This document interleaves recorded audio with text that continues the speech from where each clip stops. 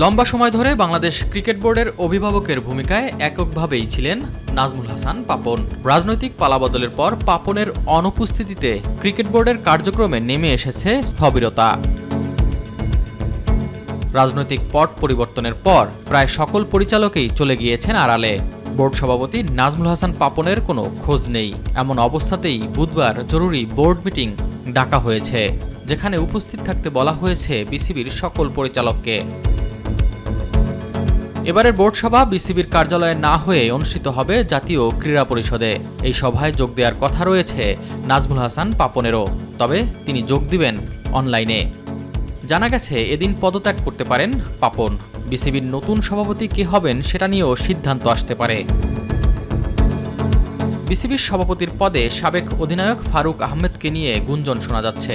তিনি পরিচালক হিসেবে আসতে পারেন এনএসসি কোটায়।